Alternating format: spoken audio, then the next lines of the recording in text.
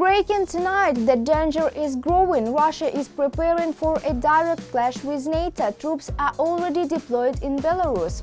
In Washington, Trump signs a controversial defense budget pushed through by Congress under pressure. Germany issues a stark warning: if Ukraine falls, war will spread across Europe. And now a chilling intelligence alert: Russia could attack the Baltic states as early as 2027. Europe is on edge. The clock is ticking. This is Ukraine Today with user Slava Kolesnikova. Stay with us. The most critical developments are unfolding right now. Russia prepares for a NATO attack. Troops deployed in Belarus.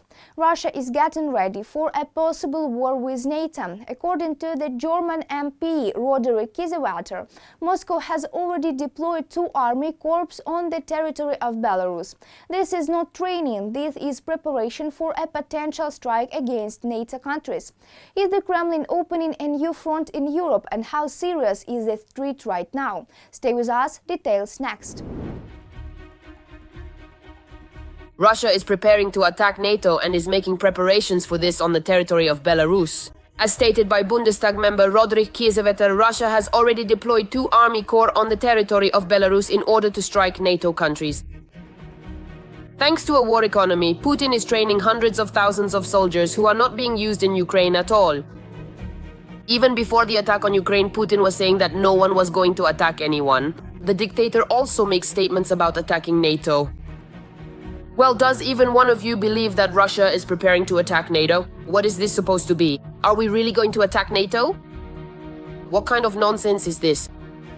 That's why, as experts say, you should take everything coming out of the Kremlin with a grain of salt, divide it by 10 and don't listen to the words, but watch their actions. Well, first of all, there are the drone flights. In other words, they're testing how things will work, how Europe will react to drone attacks. They fly into airspace with airplanes. Not for long, not for a significant amount of time, but they do fly in. They've flown over Estonia, over Finland. There's an increase, a concentration of troops, a build-up. In any case, the number of Russian and Belarusian troops will increase. Military exercises, an increase in the Russian army's budget, preparing Russian legislation for martial law and propaganda. Everything points to the fact that Putin is preparing for something bigger. Remember what Peskov said 2 days before the attack. He's President Putin's advisor 2 days before the start of the so-called special military operation. He said that no one was ever planning to attack just 2 days before it began. So naturally, at this particular moment, we can only carefully analyze the potential signs and indicators of what might conceivably happen in the unfolding future. However, it is important to note that virtually all prominent European analysts, along with representatives from various NATO member countries, are in complete and unanimous agreement on this significant assessment. The thinking is that if the Russians can start something, they most likely will. These would be military actions against European countries, the Baltic states, maybe Poland, Lithuania, Latvia, Estonia, or possibly Finland. Well, Belarus borders both Lithuania and Poland. Yes, most likely, these will be attacks from the side of Belarus. For example, Estonia borders the Russian Federation. Ukrainian intelligence has repeatedly stated that Ukraine is only the first stage for Putin. Moreover, recently Putin has personally started blaming Europe for the war in Ukraine and publicly insulting Europeans. It's not us. The war started in 2022. It was the destructive forces within Ukraine, actively supported by the Western powers, which signifies in essence the West, itself unleashed this war. And the European small little piglets, the previous American administrations, immediately got deeply involved in this significant effort, hoping to greatly profit from the complete collapse of our country. A truly devastating outcome. Lukashenko also became bolder since the territory of his country serves as a springboard for attacks. He stated that the continuation of the war in Ukraine threatens a global nuclear conflict and the complete destruction of Ukraine. And he gave advice to everyone who lives next to a sleeping bear. But if you happen to live very, very close to this truly enormous sleeping bear, well then, it's absolutely crucial that you do not, under any circumstances, wake it up. Find a normal relationship so you can coexist.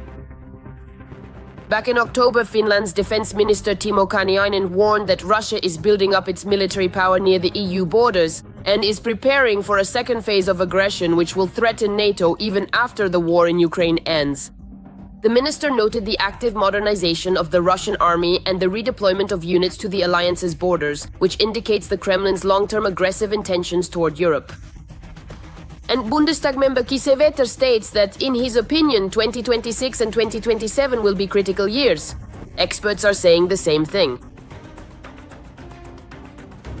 Therefore, most likely, military actions will begin, if not next year, then the year after at the latest, against European countries, but they will take on a hybrid form and be unexpected for many Europeans. So, hybrid warfare, this is something that was written about at least 10 years ago, not just in some article, but in a scientific work by their commanders, the Chief of the General Staff. It was stated that hybrid war begins in such a way that the population doesn't understand. Their armed forces and leadership don't understand whether it's already a war or not yet. Most likely, it will be like this. There will be some little green men, there will be some so-called People's Self-Defense Unit somewhere in Estonia. There will be some other actions, unidentified drones and so on. Moreover, as Russian Defense Minister Belousov personally stated, supposedly, NATO is preparing for a military confrontation with Russia already at the border of the 1930s. All this indicates that NATO is preparing for a military confrontation with Russia. This means that propaganda in Russia has already begun, and the Kremlin is trying to convince both Russians and the whole world that it wasn't them who started it, but Europe, and that Russia is supposedly being forced into it. Just like before the start of the full-scale war in Ukraine. Previously, Europe didn't really believe in such a scenario, but the more they felt aggression on their own territories, the more they began to prepare. They became afraid. Europe is waking up. 4 years weren't enough. We were shouting at the top of our lungs saying, look, Russia won't stop, it will keep going further. But they really didn't want to come out from under their blankets. Children hide under the blanket when they're scared. Or, to use another comparison, it's like a warm bath. They didn't want to, now they do want to. Whether you want to or not, you have to do something because the threat is becoming tangible, not just real.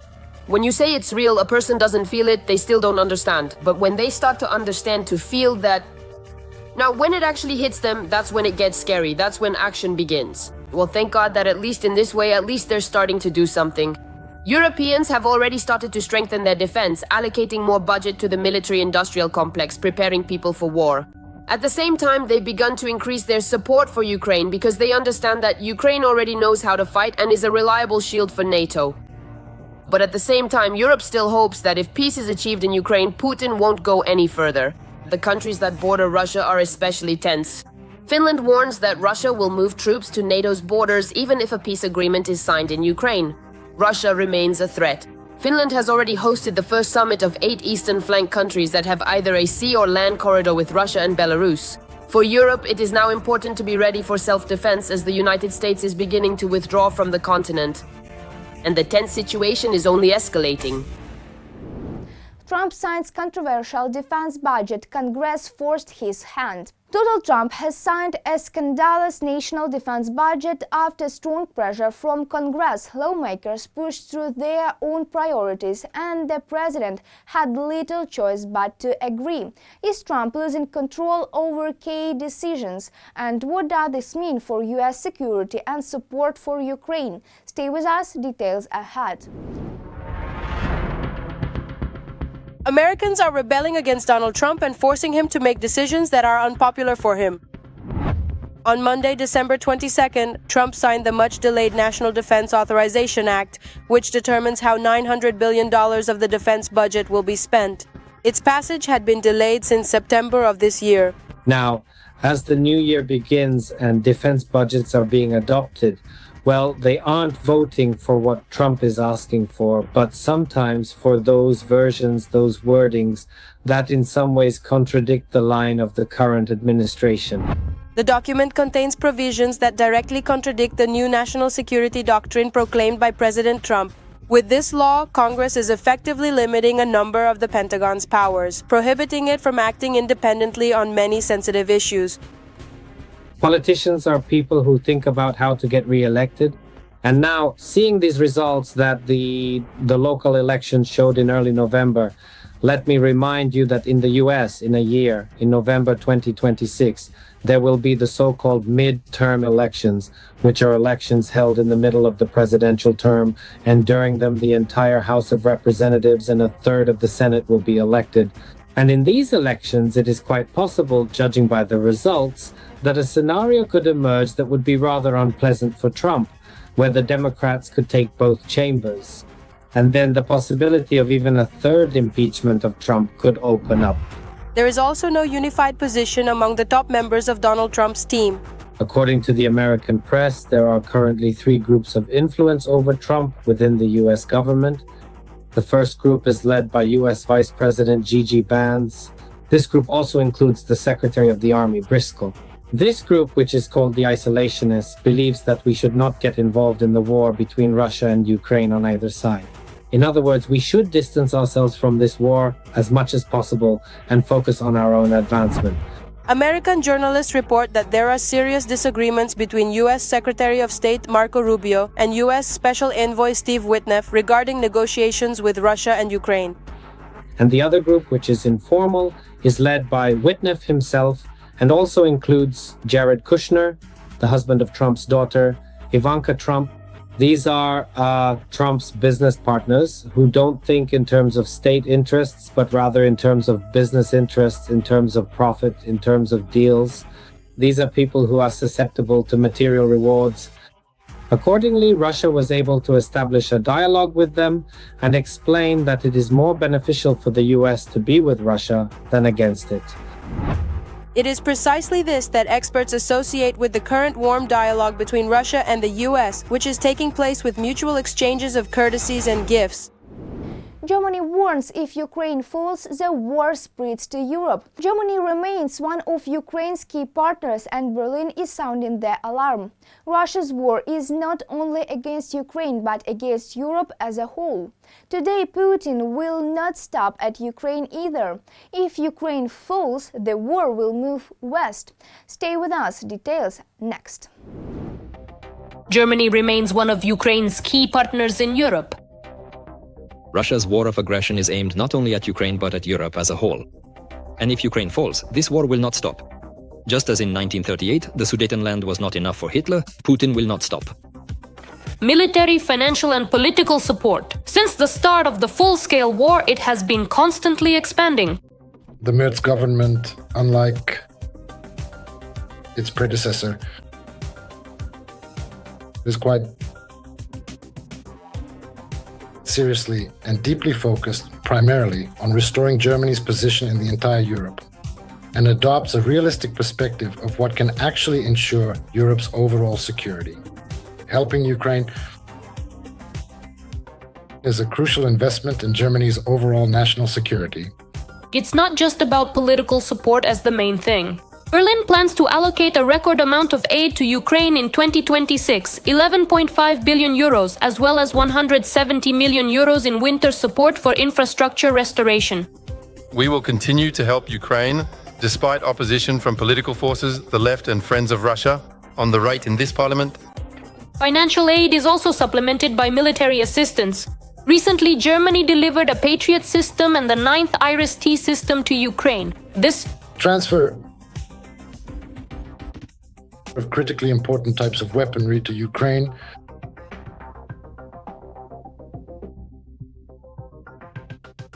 which are needed by Germany itself.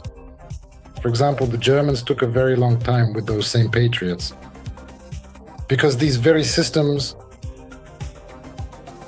were and remain key for the air defense of the European continent. And for next year, Defense Minister Boris Pistorius announced a major delivery of air-to-air missiles from the country's stockpiles. But that's not all. A widely used short-range missile, which has a whole range of modifications, is also being supplied. And our F-16s, those crucial fighter jets, desperately and truly need these vital armaments. Obviously, we profoundly and urgently need any available missiles, especially for our critical air defense systems. Even if they are somewhat older models, we will certainly find an effective and efficient way to utilize them to their fullest potential. Ukraine and Germany have also signed a new defense agreement worth more than 1 billion euros. It includes long-term deliveries of spare parts for Patriot systems, procurement of Ukrainian UAVs, deliveries of new electronic warfare systems, and much more. This is yet another declaration of intent. It's a framework agreement. A declaration of intent does not imply immediate contracts. It gives them a green corridor. If both parties, the Ukrainian side and German manufacturers if they work hard on its implementation, it will materialize into concrete projects. A separate area is the transition to joint weapons production. For the first time in Europe, Berlin and Kiev will launch joint production of combat drones. Joint production, joint operation, and joint training. These are the truly essential and fundamental levers that strengthen the security of Europe and, along with it, the security of Ukraine. Germany is no longer just a donor, it is now a strategic partner of Ukraine. Money, weapons, and joint production make its support long-term and influential.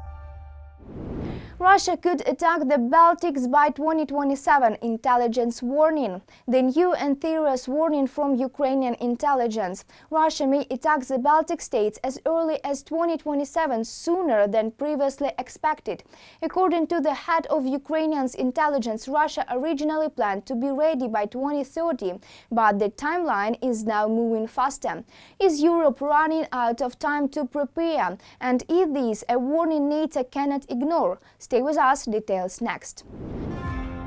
As early as 2027, Russia may attack the Baltic countries and attempt to occupy them. This statement was made in a recent interview by the head of Ukrainian intelligence, Kirilo Budanov. According to the main plan, the Russian Federation was supposed to be ready to begin actions in 2030. Now the plans have been adjusted and revised to shorten the timeline to 2027. About such a scenario and timeline, Reuters reported just the other day, citing its sources in U.S. intelligence services. According to 6 sources familiar with U.S. intelligence information, American intelligence reports continue to warn that Russian President Vladimir Putin has not abandoned his goals of seizing all of Ukraine and reclaiming parts of Europe. According to the sources, their views largely coincide with those of European leaders and intelligence agencies, that he is eager to seize all of Ukraine and the territories of former Soviet bloc countries, including members of the NATO alliance. The so-called special military operation has been going according to plan for the 4th year now. There have been no significant successes. Sanctions are increasing more and more. Russians are getting poorer and poorer. That's why the Baltic countries as a new enemy are the perfect option. Why the Baltic countries? Because in Ukraine, Russia can no longer achieve any strategic success by military means. But the Baltic countries are small and pressed up against the sea. That is, logistics play a much smaller role there. And accordingly, the opportunities to destroy this logistics and Russia's vulnerabilities are much less. There's no need to drive tanks across the entire country. Previously, Moscow planned to attack the Baltic countries in 2030. However, at present, the timeline has been shortened. In addition to Latvia, Lithuania, and Estonia, according to the Kremlin's plan, Poland is considered solely as a target for strikes during the military campaign, not for occupation. Putin wants to prove to the whole world that Russia is an empire. For an empire, or for those who see themselves as an empire, to develop, you always have to move somewhere to expand your influence and territory. By the way, that's the answer to many questions. To the north, there's only the Arctic and the northern oceans, and then all the way around America. That's not an option because it would be painful. To the east, there's the Pacific Ocean. And again, America. The answer is the same. To the south, China would be an absolute catastrophe. A land border would mean the same conditions as we have now in the war with the Russian Federation. Only for them. That leaves only the West, which in their view, pardon the expression, is spoiled, sick, weak, and indecisive. On D-Day, over 100 terrorist attacks are carried out across Europe, and at the same time, Russian military equipment advances toward the Baltic NATO countries. Plus, they cut communication cables and they jam GPS signals. That's what they were testing over the Baltic to throw everyone off track. And then, supposedly, Vilnius announces that they are ready to halt hostilities. Despite peace talks regarding Ukraine, the Baltic countries, Poland, and all European NATO members must prepare for a possible attack by Russia. In this situation, Ukraine must continue its struggle for survival. There simply are no other options. That's all for today on Ukraine Today. If our work matters to you, support the channel. Your sponsorship helps us keep reporting, keep exposing lies, and keep Ukrainians' voice heard worldwide. Like, comment, and subscribe. Stay with us. Stay informed, stay strong, and stay with Ukraine.